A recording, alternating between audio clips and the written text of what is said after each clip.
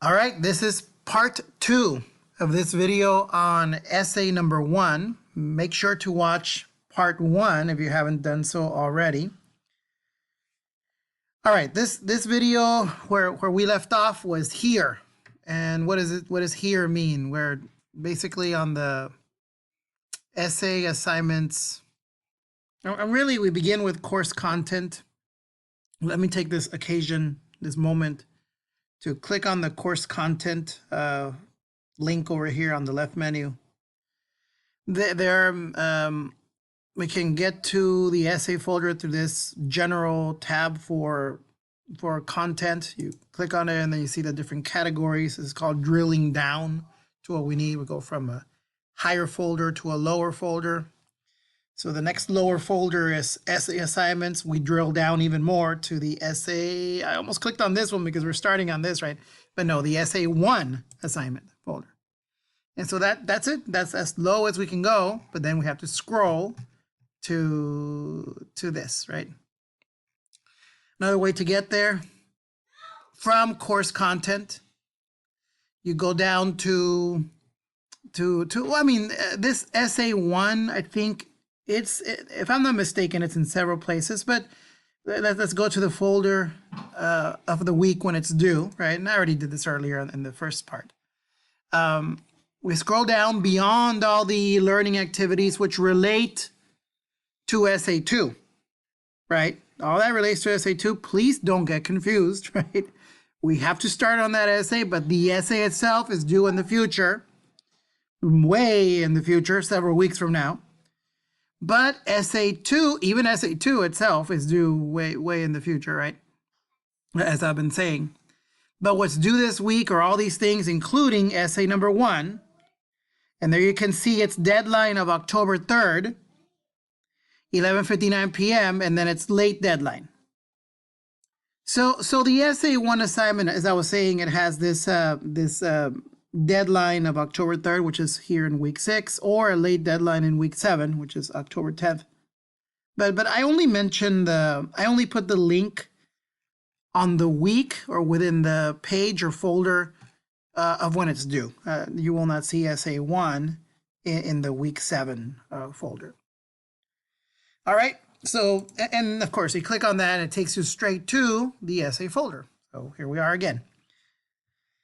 All right, so let's look at this, right? Because earlier in part 1, there are 3 videos about essay 1. I mean, there are lots of videos, actually, if you count the ones for the journals. But the ones I'm making tonight, right? They will be posted on September 30th, late at night. These videos, there are 3. So part 1, we looked at the instructions. So again, watch the video, and in the video I go through this. Students, you should always look at every single line of the instructions. I have a hunch, I have a feeling, and in many cases a knowledge that some students do not look at the instruction sheet. Okay? Big no-no. And a big yes. To read the instruction sheet, maybe even if you have the capability to make a printout and circle things, or maybe if you can download this, right? You click on that, you download it, and then you can mark it with things. I don't know, you have a PDF marking software or something, circle things, etc. I don't know, whatever you need to do, or even at least if you can't mark it, then at least look at every single thing. There are ways I think you can copy all this and then paste it on a Word document, right? You know, so there are ways to mark the document, even though what I'm providing is a PDF. All right, so we looked at that. Now let's look at this. Important that you look at all these guidelines here. So here we go, one by one. So, and it repeats, when was it available? When is it due, and when is the late deadline? Again, I'm not sure why I put this here and not elsewhere. Just remember, whatever date, deadline-wise, it's 11:59 p.m. Carefully read the information and follow the steps below, pressing the form's main before pressing the form's main link. Because once you press this, and we'll do that, I'll show you that. That's when you're ready to submit, right? I mean, I could do it now. There it is. It'd be nice to look at the rubric. So let's say that I'm one of you. I'm one of the students in this class, and I'm not ready to turn it in. I could look at this rubric, even though I'm not ready to turn it in. But I don't want to do that right now. I'll do it in a few minutes. But let's read this first before pressing on the link. Or if you pressed on it, okay, let me hit cancel because I need to read the stuff there first. Now, if you do press on it, though, you can read all the stuff here. Yeah, it's all there too, right? So, I mean, even if you do press on the link, all the stuff that's there is also here on the inside. And then here's the place to submit things. And the attachments, like the instructions and the sample, are there as well. So maybe it doesn't have to be before, but I think it's better just to read first and then click on the link and then turn it in. All right, so here's number one.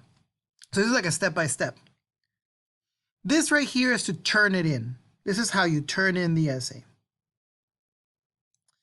But even once we get through these 6 steps, or rather 8 steps, sorry, I won't actually turn it in. Or rather, I recommend that you keep going and read this. These aren't steps to turning it in, but there are some guidelines that you need to be clear on, okay? So one by one. Number one, press the 2 blue small print links included with this form and read the instructions and a sample essay. So we already did this one, right? The other one to press would be the sample and to read it carefully and learn from it. And I think some of you, I would say many of you have already looked at this, but look at it again one last time. As I'm saying, I did everything that I was asked for. I mean, I'm the one who wrote the instruction sheet, but I did everything that was asked for on that instruction sheet. It would be ironic if I hadn't done it, right? Since I wrote the instruction sheet. So it's important that you look at what you wrote and see if it's like mine. See if mine has all the parts, all the pieces that are required according to the instruction sheet, right? And it doesn't have things that it's not supposed to have. So for example, I said we shouldn't have obscene language. Mine doesn't. I also said it shouldn't use the word you or the second person point of view words. It doesn't have any of those. So it has the things it's supposed to. It doesn't have the things that it's not supposed to. Okay? Yeah, well, you're the teacher. Yeah, okay. You need to follow me and do it right like I do it. Okay? Yeah, you're the student. Okay? And you need to do it right. Number 2, write your essay according to the instructions. Okay, that's what I'm telling you, right? So that's kind of like, and these things take different times, right? You know, a student looks at these things over and then writes the essay according to the instructions. So this might take 2 or 3 days to do, right? It might take a week to do, right? But that is step 2, write the essay. And what do you write it on? Write it on Microsoft Word, right? That's the best way to write it. Write it on Microsoft Word. Okay. And it says that on the instructions, doesn't it? On the instructions, it says method, Word or similar document. Okay, so write the essay. Press this form's main link. Okay, so once you've read it, but again, step 3 really, I mean, I don't know, maybe a step should have been read all the stuff down there first. I don't know, but you know, once you've written the essay and you're satisfied you've done it right, then you can press on this and get to submitting it. So press the form's main link. There are these little 2 links. They're little, right? Not those, this one here. To begin submitting your essay. So I'm not going to click it right now. I'm going to read the rest. Scroll to the attach files box. Okay, so once I'm in there, I'll have to scroll down to the attach files box, which makes sense because I'm going to attach my Word document that I will save on my computer, on a USB, on a computer or on a USB or something like that. Or maybe I'll save it in OneDrive, you know, Google Drive, something like that.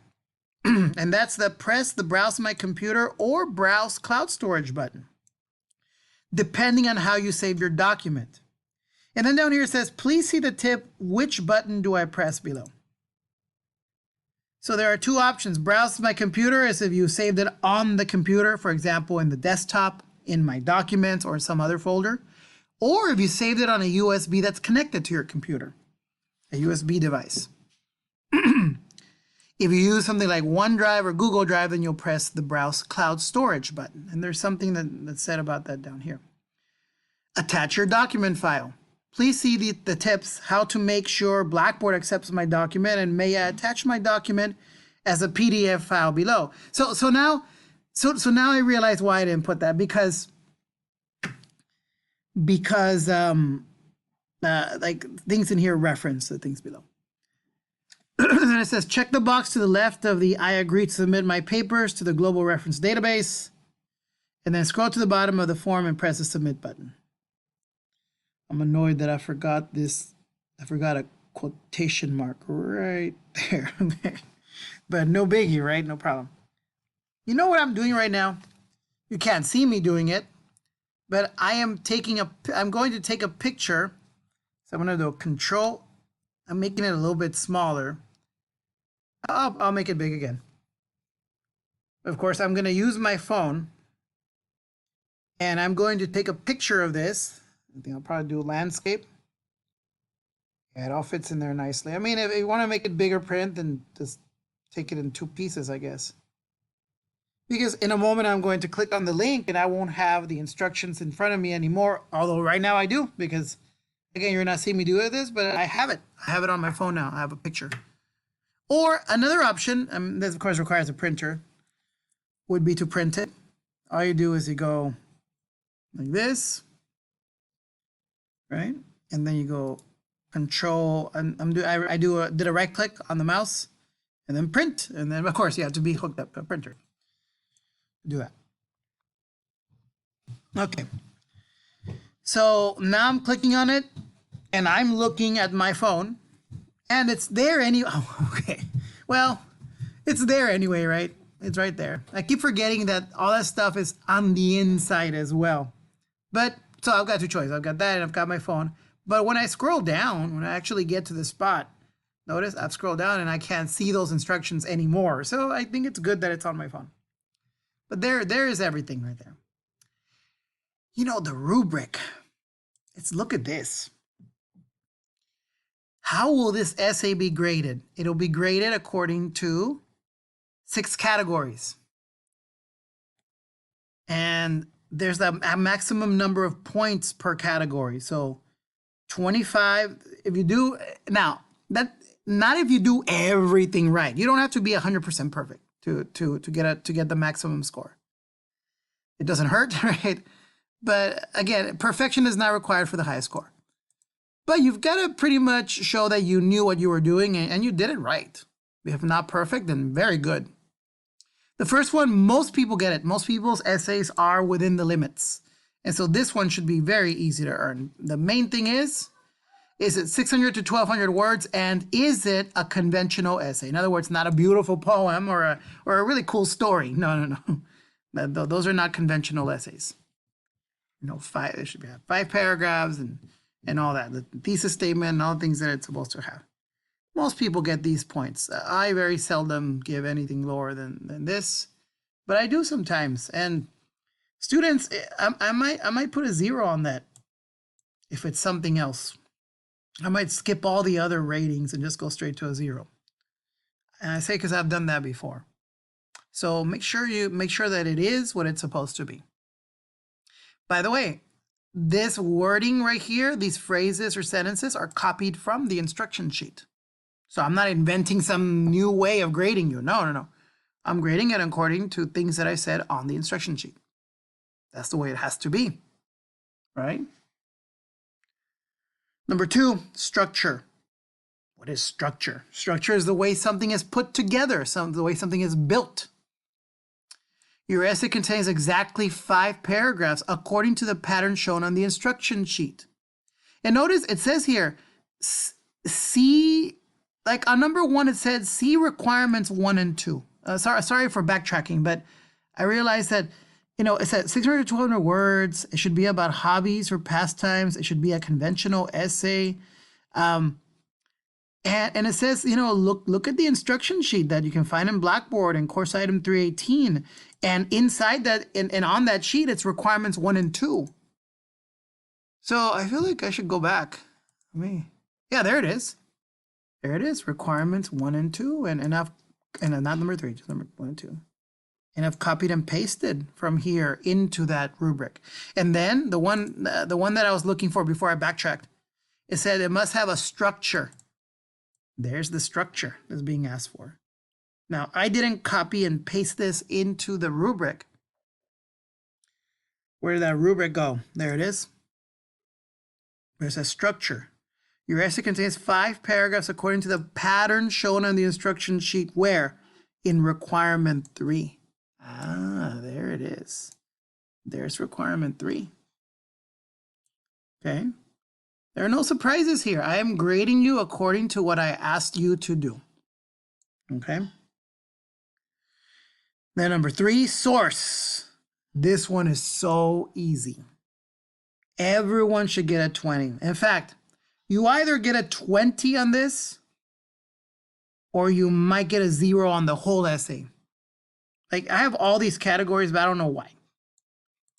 Because if you use sources and you plagiarize from those sources, then I won't just give you a 0 on this. I will assign a 0 for the whole essay because we're not supposed to plagiarize. So it's kind of all or nothing, but most people get the all, and it should be you too. You should get all 20 points because you didn't look at the internet or any other sources for this essay. You wrote it completely in your words and your knowledge. Perhaps an exception, and really it isn't an exception, it's a different thing. If you, if you have a word you want to, what's the word? What's another word for blah, blah, blah? Like, for example, in Spanish, you write a word and then you look up a translation. That doesn't count, okay? That's not looking for information on your topic. That's looking for a definition of a word or a translation of a word, okay? That doesn't count. But again, simply stated, do what it says on the instruction sheet. Your essay doesn't contain plagiarized materials, doesn't contain information or words from sources since you haven't used any sources to write your essay. No internet or anything else.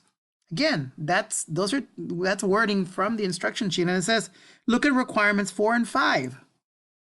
Again, I'm not making stuff up. It's right here. There are requirements.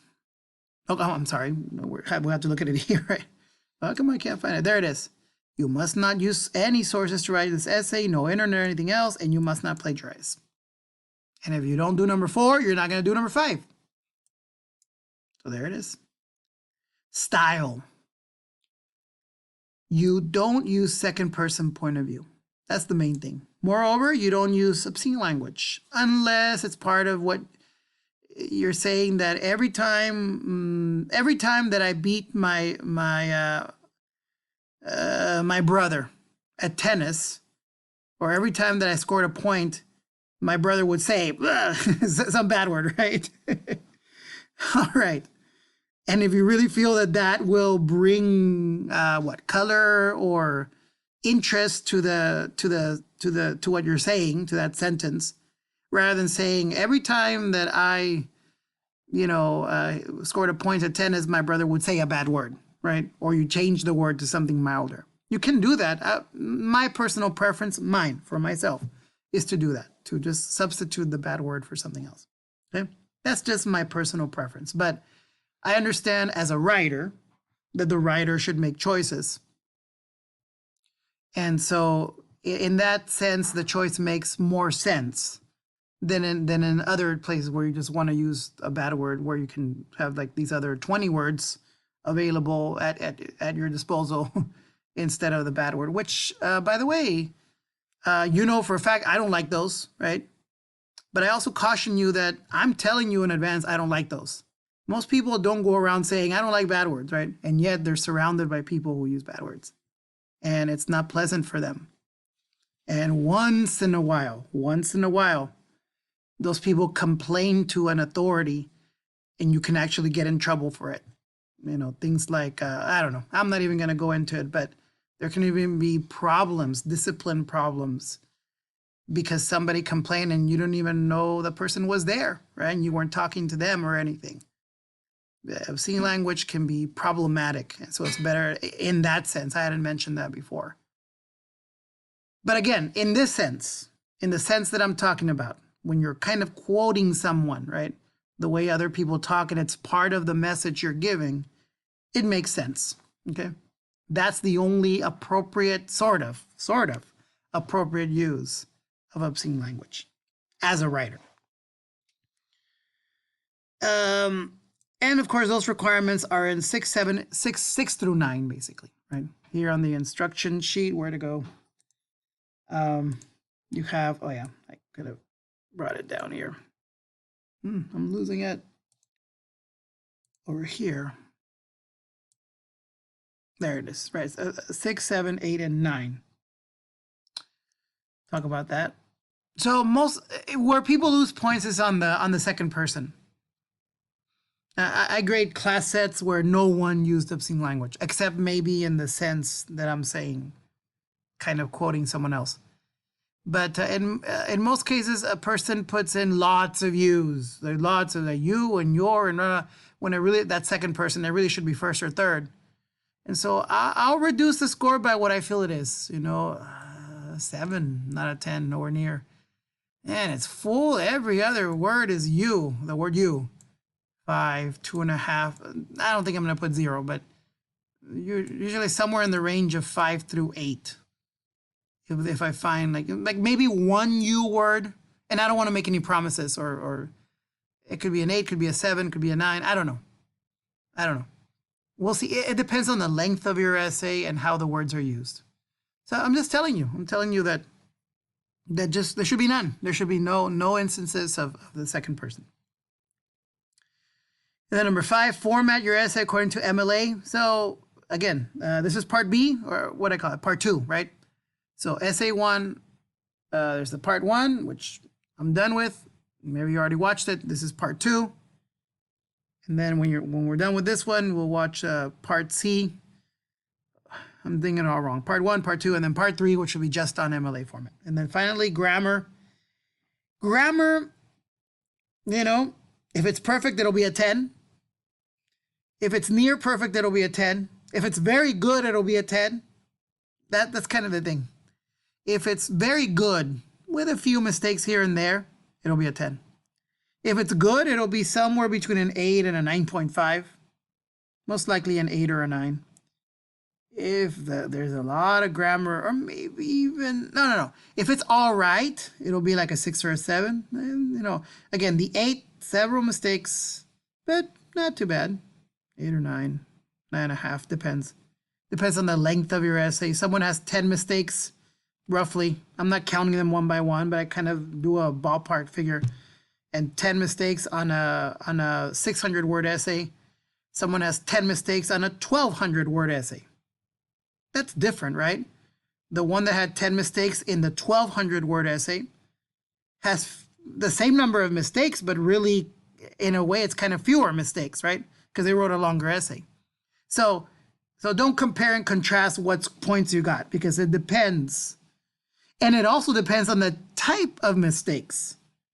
If a person has 10 mistakes because they spelled one word wrong 10 times, that's different than someone who has 10 different kinds of mistakes and shows a serious lack of control of grammar, as opposed to the person who just is really bad at spelling that one word and made the same mistake 10 times.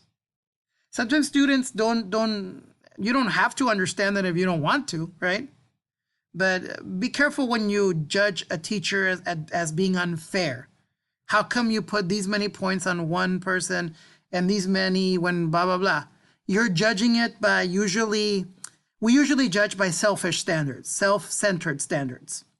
In other words, we're looking at our own situation and ignoring the 100 situations that a teacher or someone in authority must look at to be truly fair. Okay? Maybe you've experienced this already. As a parent or in your workplace or whatever, or as an older sibling or something like that, as an aunt or uncle among nephews and nieces, where you've had to make decisions and where it seems you treated two people differently, but based on the circumstances, you had to.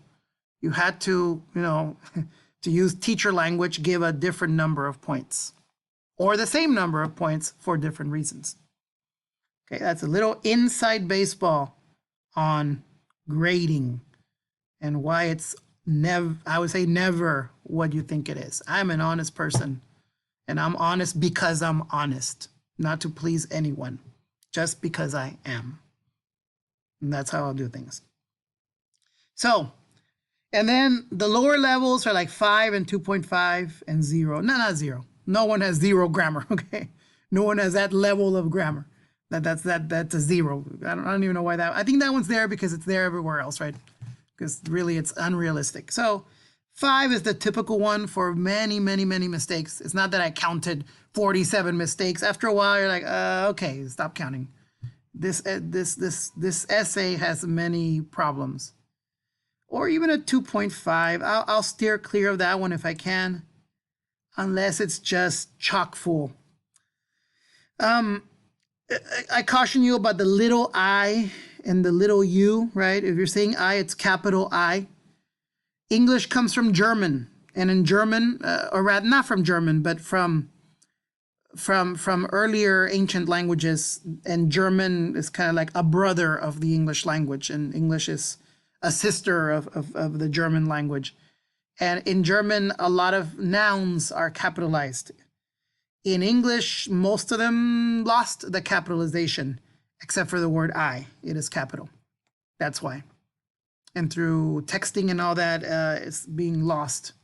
But it's still the rule, and so I expect that. And then little u for the word you. Well, first of all, we don't need that one, do we? Because we're not using the second person point of view. So notice that when someone uses little u's all over the essay, I'm like, double whammy. That's a double problem here. Because it shouldn't have even been a problem, because we're not supposed to use a second person point of view in the essay anyway, right? So why did we not only use the word you, but then use its what's the word? It's I don't know. It's reduced, or I don't know. I want to use like a negative word for it, but I don't want to be too harsh on it either. So why just use the little letter, right? The little u letter, right, instead of you, when in the first place, second person was not supposed to be part of this anyway. There's the rubric. All right. So there's the rubric. Okay. All right. So how did I get there? I got there by clicking on this, right? So now if you look at that and you're not doing this last minute, let's say you're not last minute, which would be what, October 10th, 11:59 p.m. If it's last minute, hit submit, right? And whatever it is, that's what it is, because that's the last minute, October 10th, 11:59 p.m. But if it isn't, if you still have a couple of days or something, or even a few hours, and you notice from the rubric, man, I'm going to get low scores, right? Then go ahead and fix it before you turn it in, right? Change it and then fix it, and ask me questions, ask classmate questions, go to tutoring, etc., and get it fixed, and then turn it in when you're ready, as long as you still have within the late deadline. Okay. So there's all that, right? There was basically, I'm in here. I have my step-by-step on how to turn it in. So I won't read these items here yet, but I'm going to pretend that I have a good Word document already saved on my computer, and that I'm ready to turn it in. And so I'm just going to follow the steps. The step is scroll to the attached files. Okay, I can do that because I already have something saved. Now, I'm not going to click on this. That's not on the instructions. That's only if a teacher allows you to click on it and then type the essay there and then turn it in. I allowed that for the journals. I'm not going to even look at an essay that is submitted through a text submission through here, okay? I will only allow attachments. So that's what I'm saying. So let's say that I already have an essay. So I'll click on browse my computer. Let's say that I have my essay somewhere in the desktop, right? And let's say that this is my essay. I can double click on it, or I can click on open. right? So select it and click open, or just double click it real quick. So I select it and then I hit open. And one thing I can see is, there it is. Revise. Nah, this isn't the essay, right? I just pick whatever, okay? This is not the essay, but I pick whatever. All right, so in your case, it'll be the essay, not something else. And so, right, that was the instruction, right? It said, go to attach. I've got it here on my phone also. And then press browse my computer, and then attach your document file. I did that. And then check the box to the left that says blah, blah, blah, and then scroll to the bottom, hit submit. Okay, so that's it. So I check this, and then I click submit. All right, that's done. Now, there's something here. SafeAssign accepts. SafeAssign is a service for me, and kind of for you too, that checks if something is plagiarized or not. Not that. It could mean that, but if there are words, phrases, sentences, mostly phrases and sentences in your document that are copied from various items, millions and millions and billions maybe of documents on the internet. So for SafeAssign to work and for Blackboard to work, for me to be able to see your essay, you've got to have it in a .doc, .docx, .docm, and so on and so forth. I don't want a PDF, but a PDF would work also.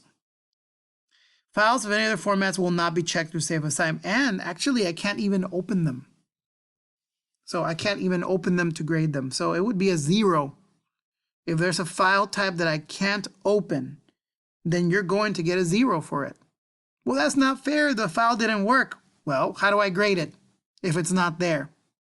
If you used a file type. Please don't use the standard that I need to grade something that isn't there. Okay? Or that I need to give you time beyond the late deadline because you had a technical mishap. No. Technical mishaps should happen earlier so that you still have time to catch them by the late deadline. Okay? So again, you put yourself in more and more danger as time goes on toward the late deadline.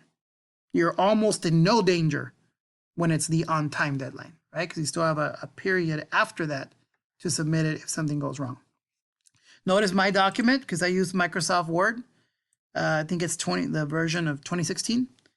.docx, yep, that's fine. Had it been a .doc or a .rtf or you're not going to turn a PowerPoint, but technically that would work. I don't like PDFs. .html would be okay, although I don't see why you would turn it in like that. But again, typically it'll be .doc, .docx. Those would be the two. Or .rtf. Those are the main ones that would work. I see some .odts. I don't know what that is, but they work, right? When people turn them in. Okay, so that would work. Let me hit cancel on this. And let me start again. What if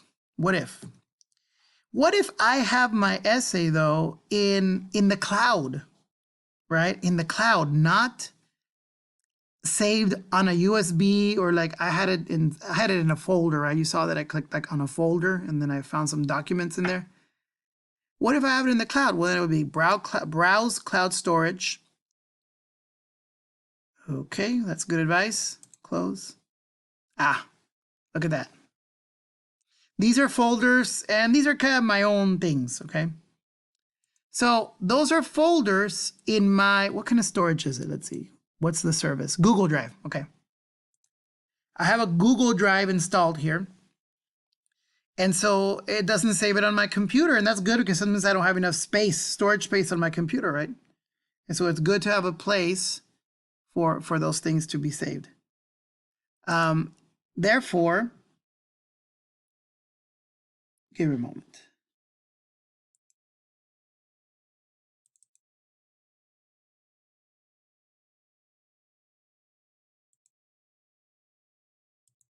All right, I was just checking that the recorder was still recording. Apparently it still is. All right, so in that case, you need to you start the process now of using your Google Drive or OneDrive. With STC, you have included. With STC, you have, I think it's called OneDrive, right? It's included, and so you can save stuff through your STC account. No matter what computer you use, no matter what device you use. And so what it would do is it would ask you to sign in. In my case, it didn't ask me to sign in because like it gives you choices. It'll give you, are you using Box? Are you using OneDrive? Are you using Google Drive? There's several sources. Box for Business or something like that. It's like 4 or 5 choices. You select the one, for example, OneDrive or Google Drive or whatever, and then you sign in with your username and password, right? And once you do that once, it'll be like me. In my case, it doesn't ask me to select it. It already knows where I would get things from. Okay. All right. And so you would get your document from there, and then you would click this, and then you would hit submit, right? It's important that you do that because if you're trying to put something that's in the cloud through here, it may or may not work. Okay.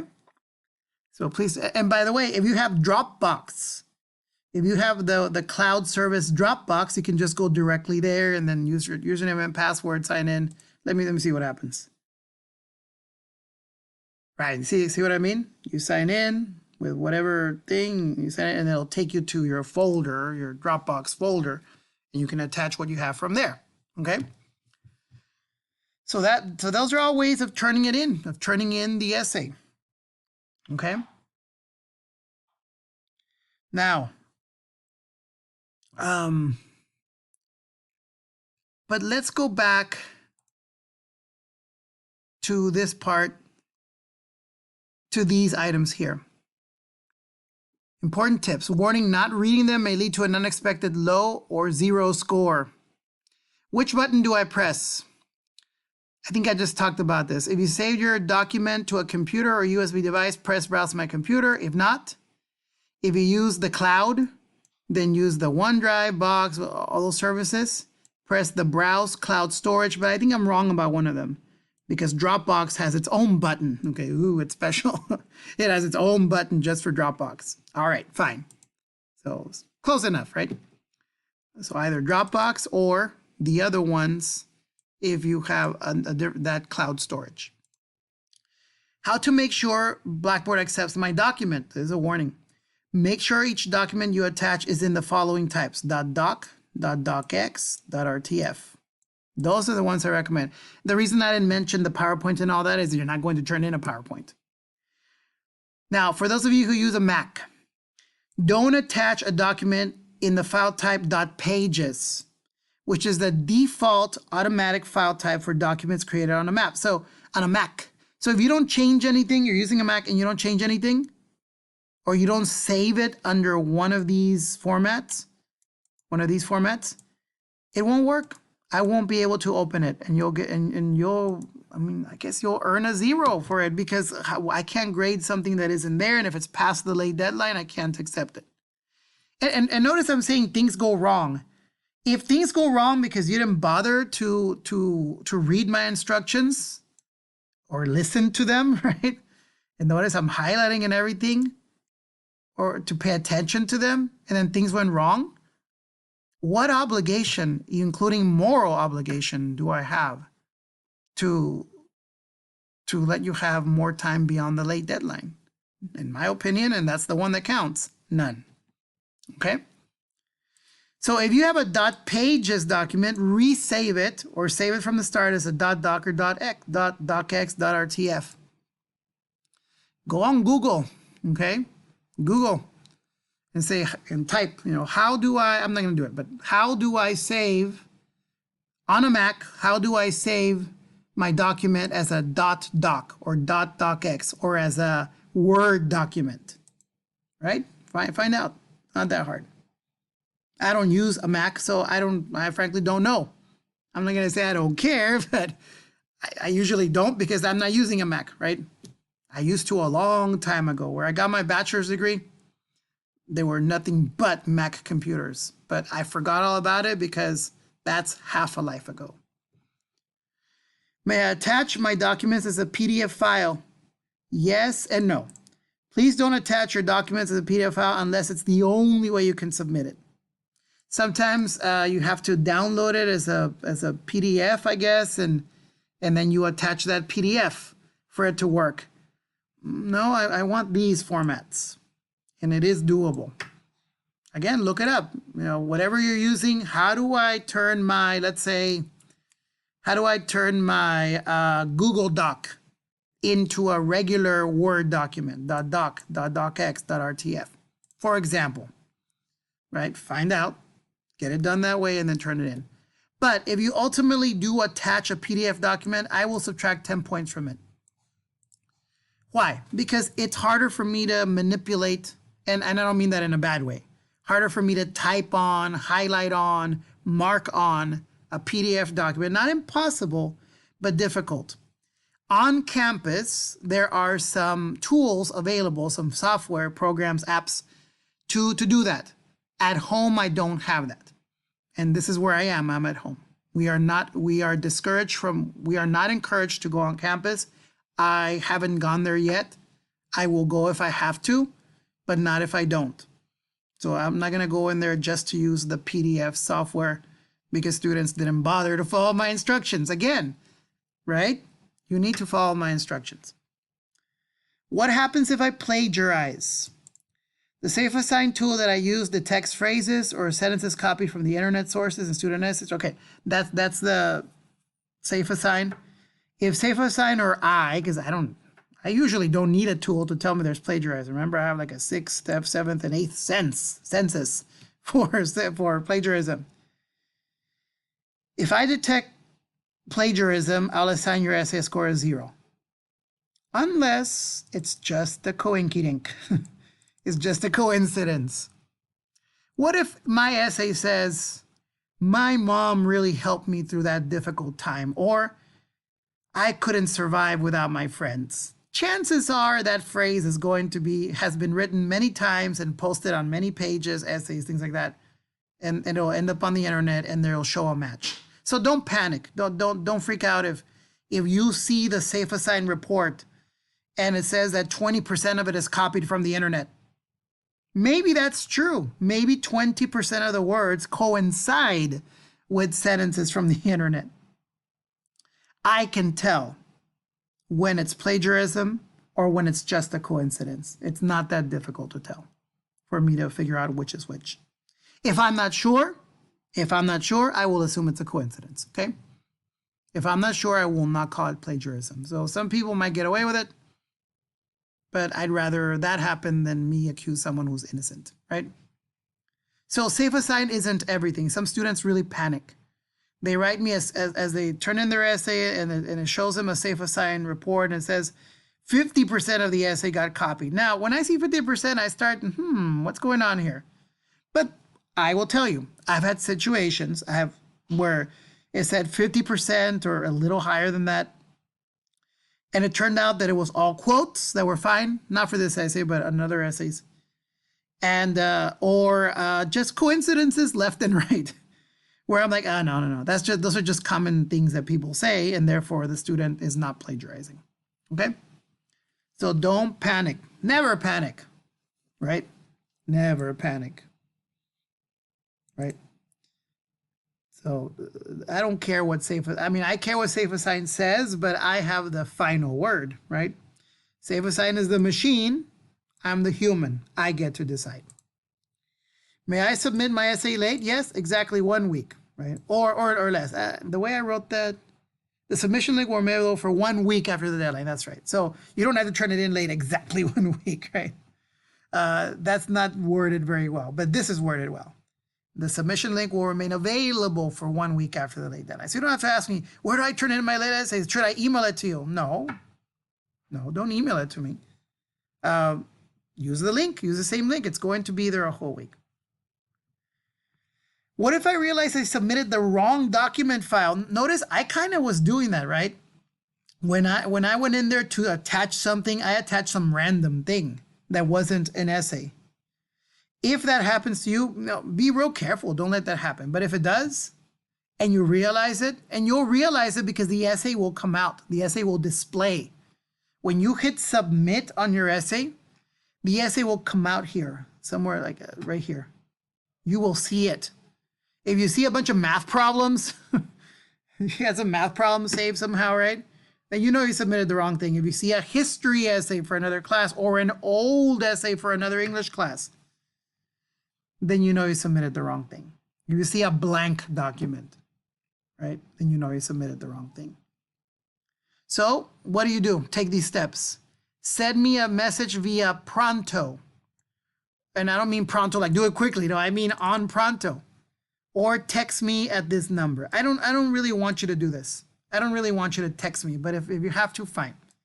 I want you to use Pronto. Every one of you has access to Pronto. And in the message, don't tell me a long story and blah, blah, blah, blah, blah, and your dog ate it and blah, blah, blah. Please don't. Just say, I am so-and-so, so-and-so from V05. Please delete my essay 1. The rest of you who are in V06 will say the same thing from V06. Please delete my essay 1, right? As soon as you, I'll go ahead and go in there and delete it because I have to delete the wrong file and then you have to attach the correct one, but I go first. I get to delete it, you don't. So I delete it, I'll write back to you on Pronto or I'll write back to you through, I'll reply to that message, but again, I don't want that. I want you to use Pronto. And I'll say that I deleted the file. If the link is still available, meaning it's still by the late deadline, you'll press the submission link. And after pressing the submission link, you'll scroll to the bottom right and it'll say start over. You'll press the start over button and it'll give you this back so that you can submit the correct document file. Notice, I don't guarantee I'll receive your message or act on your request on time. Yeah, I mean, let's say it's the late deadline, close to the late deadline, and you're telling me that, okay, let's give numbers, right? Let's say it's October 10th at 11:30 even. I might be asleep. It's a Saturday night. I might be asleep. Then the next day you write me or I see that message and I'll be, well, it's already asleep. And I'm not going to lose any sleep the next night because this happened not in the last minute, but in the last 29 minutes, right? This shouldn't have happened had you done your work on time, okay? So again, and anyway, you made a mistake in submitting the wrong file. You have to be more careful. The rule about mistakes is don't make them. And if you make them in such a way that they are still fixable. There is no tragedy in getting a 0 in an essay because anyway, this is the first draft. You'll have a second draft opportunity. You can earn the grade then, later in the future, toward the end of the semester. So no tragedies. But it will be an inconvenience, right? And in some cases where there aren't things like second drafts, then you just earn a 0, right? So again, this I'm not going to read this, but that's what it says. No, it will not be my fault, okay? If I don't get to your message on time, etc. But I will tell you this. On the day that essays are due, or really any day, I'm always watching Pronto. I'm always looking at my phone to see if the Pronto message comes in. And then I check my email once in a while, Email's not the best place to communicate with me. Mostly Pronto, and if you have to, through this text number. And I'm watching it, and sometimes I leave the dinner table with my family. And I don't like doing that, but sometimes I leave because I tell them, you know what, I'm sorry, but I've got to go because I want to get this done. I want to delete their essay, so there's no excuse, all right? So that's what I do. But let's say I'm out in El Campo, out on the field somewhere, doing something, there's no internet connection, or I'm just simply not noticing. Let's say I'm playing football or soccer or playing a tennis game or something, who knows what, right? I don't tend to do those things, but imagine that I did. Then, is it my fault? Is any of it my fault? The answer is no, no, and no, right?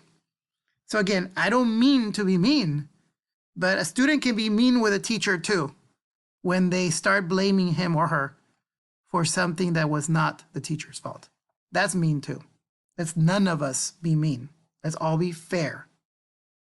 And the number one way to be fair is to enforce the rules.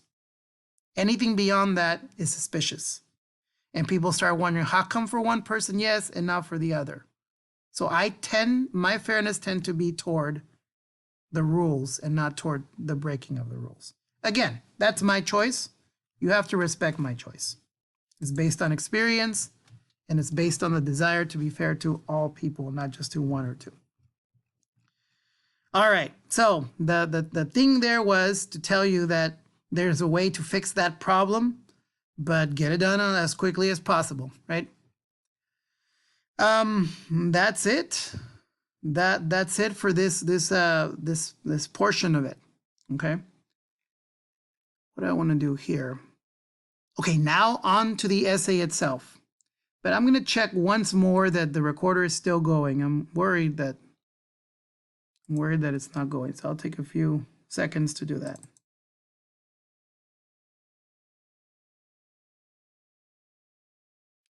Let's keep going here.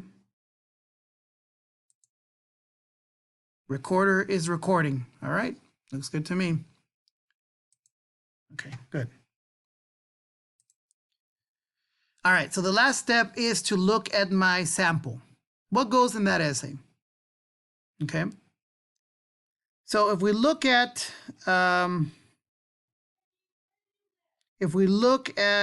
we go back to the essay, the place to go is here, right? Well, there are many places, but here's one, the sample.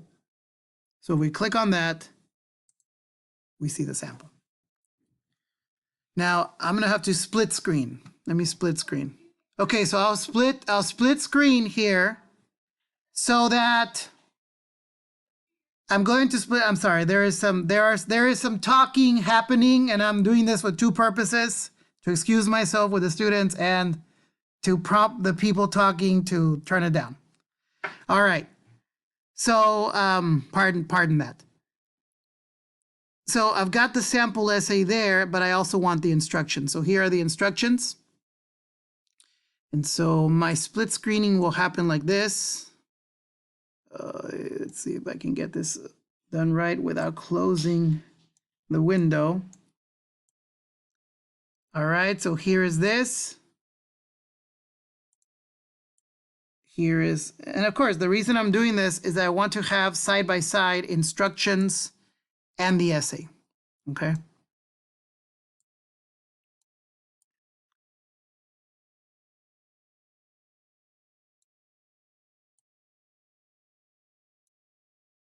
There it is, okay.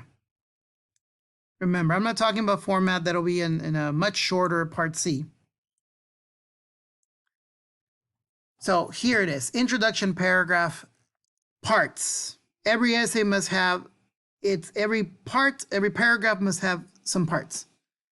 So let me begin with the introduction and the thesis statement as one sentence, preceded by, in other words, before that thesis statement, there should be 3 sentences or more. 3 plus means 3 or more.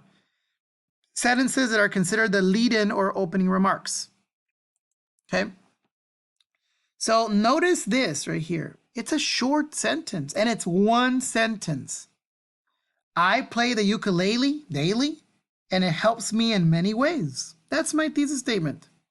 Someone else might have, my family and I travel all the time, and it's a wonderful thing, right? But before that, there are several sentences leading up to it. And so I think it's natural to begin with how you got into that hobby or pastime. A couple of basic facts about your, hobby or pastime, but facts that don't require you to look it up, right? If you don't know about your own hobby or pastime, why are you writing about it? Write about something else you do know about, okay? So the point is that again, things you know, this whole essay is about things you know from your experience. And so I went with how I began with it, right? So here are some things. And notice how many sentences I have. 1, 2, 3. So I had already met the requirement real quick, but I said some more things, until finally I got to my thesis.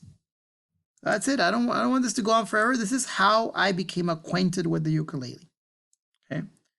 That's my lead-in or opening remarks, 3 or more sentences. Then my thesis is the last sentence of that introduction. And here it is. Thesis statement, one sentence. Done. Easy. Okay. Then the body paragraphs have the same structure. Topic sentence. No. And I don't mean the same as the introduction.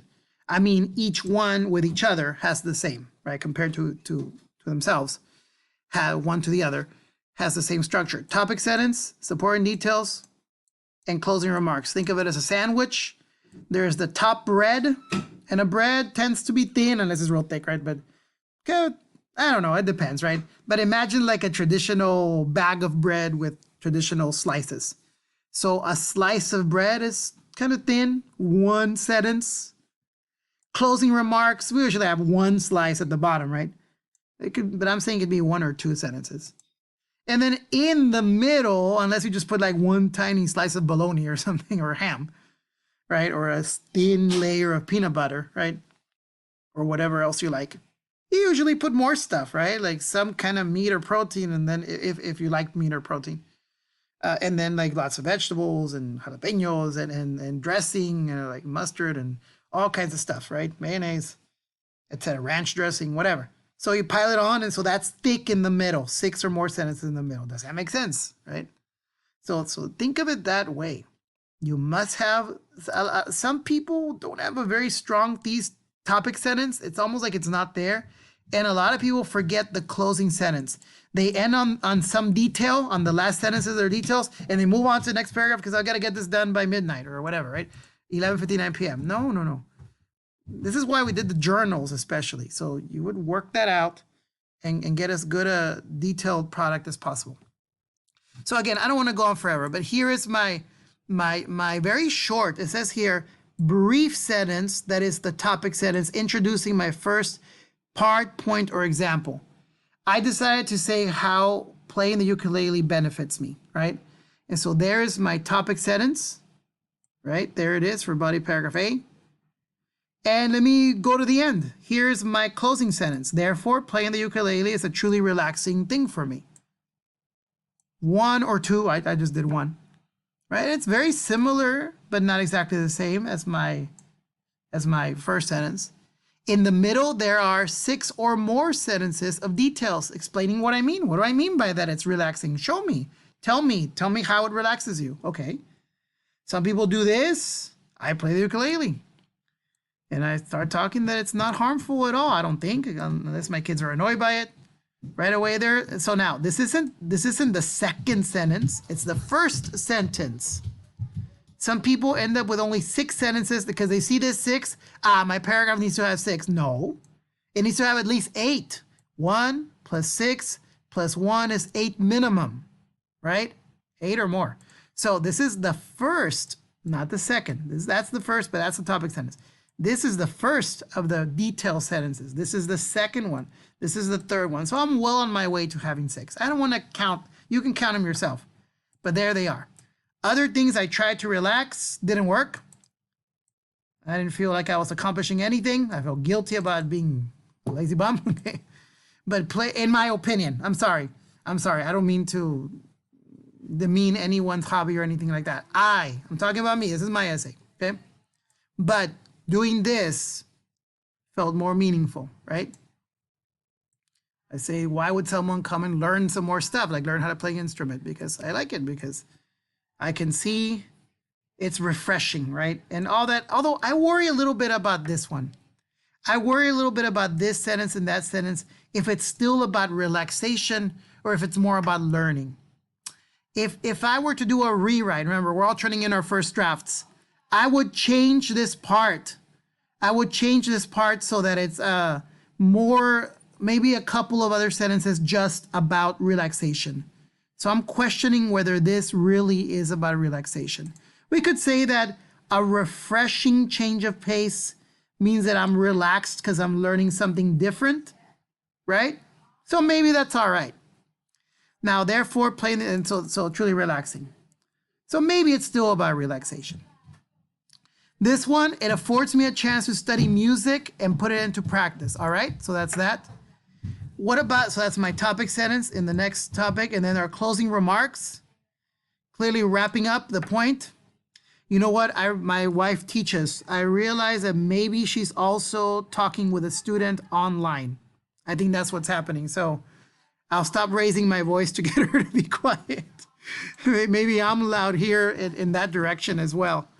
Okay, anyway, these are my last two sentences. Either way, my daily foray into ukulele has brought the study of all this stuff and music back into my life. I am once again a student of music. It looks to me like I used two sentences for my closing remarks. And so in between, I should have 6 or more sentences about the whole studying music thing. Do I? Okay, in middle school, I used to play other stuff, right? Like the cello. I regret quitting it, but I did learn a lot of music theory. So this is definitely related. 2 sentences related to studying music, but in the past. Then I began singing in church, all right? And so I had to study, rhythms and scales and reading music and things like that. That's my 3rd sentence. I know it's not about the ukulele, but I'm setting it up that I used to do it in the past, and now I can do it again. Piano. I also learned some piano. 4th sentence. These days, ukulele, right? And all that knowledge. So again, my problem is, am I off topic because I'm not talking about the ukulele? I don't think so, right? Because it all leads to the fact that now in my 2nd year as a ukulelist, there's some things I know. I wasn't an absolute beginner because I had that knowledge from piano, from cello, right? And I'm learning some new stuff, right? Not just the stuff from the past. I learned how to do chords and pick parts. I can read chord charts. I watch YouTube videos. So there it is. I know I have 6 sentences in there for sure, right? That's how it's done. And it's all about one topic. So I'm more comfortable with this one than I am with this little section here, which seems to no longer talk about relaxation. But this one, on the topic of studying music, I think it all holds together just fine. And then there's body paragraph C. No medicine can cure my shyness, but the ukulele can ease its symptoms. There it is, topic sentence. Then the closing remarks, 1 to 2 sentences. At the end, playing the ukulele helps me cope with and even enjoy, imagine that, social situations. So even though I didn't say social situations up here, that's what I'm talking about. Supporting details, 6 or more sentences. When I was in college, singing helped me reduce anxiety, nervousness about, being around people and stuff. I don't have like a huge problem, but problem enough that it's noticeable for me at least. If no one else notices, that's fine, that's good, but I do. And so after a couple of years, I joined the choir again. That's not ukulele, but it sets it up. Now that I'm married, I attend a regular church congregation. I'm still shy, but sometimes I use the ukulele, and that gets me feeling more at ease. Again, I'm paraphrasing. I don't hide behind my ukulele, but people know me as, that's that guy who plays the ukulele. At church, my audiences are really nice. They're not gonna throw, they're not gonna throw tomatoes at me. Sometimes I play for my college students. I've done it here, right? I posted a video. My next one, and I was thinking about it today, in a few months, I don't know if we'll have a virtual, in 1 year for homecoming, I will have another high school reunion, and I'm on the committee, and I think I'm gonna tell them, if I don't chicken out, that I wanna play for our reunion, for one of the events at our reunion. And so I'm thinking of old songs from the 90s, 80s and 90s that I might play, because that's what the crowd will like, right? Songs so we can reminisce when we're young or whatever. No, Mr. Perez, you're still young. Thank you. Thank you very much. But okay, so notice those are all details about feeling better in social situations. It all hangs together, doesn't it? Maybe this is the 1 or 2 sentences of closing remarks, right? And then the conclusion paragraph, final thoughts, 3 or more sentences, easy. I said something similar to the beginning. I love playing the ukulele because it enriches my life in many ways. It makes my life richer, better, right? I've never earned money off of it, but it makes it richer in the sense that it's better, happier, etc. Very similar to this one, right? It helps me in many ways. So that's a pattern you can use. You can put a similar sentence to your thesis statement and then say some final thoughts. I said this in the previous video, the one about, I don't know which video it was, but my thoughts just flow at the end. If they don't, well then kind of just summarize each thing. Say a sentence about this, a sentence about that, and a sentence about that.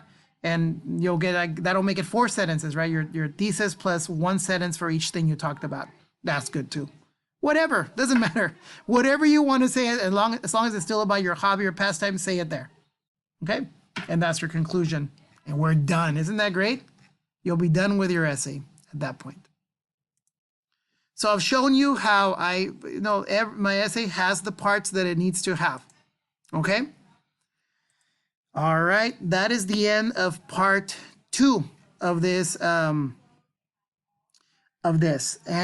there are a couple of things I want to say still. Let me tell you. No, that'll work. That'll work. If I need to, I'll post some. Maybe I'll say it in the part 3. Part 3 is about the format, but if I remember what it was, I kind of have a tip of my tongue. I'll say it at the end of that part 3. All right, thank you, and bye-bye. It might take me a moment to turn it off because as you have been seeing, my recorder button is kind of, I don't know where it is. I don't know if you've noticed that or not, but that's why I'm struggling to turn it off. So that's why I'm still talking. All right, here we go.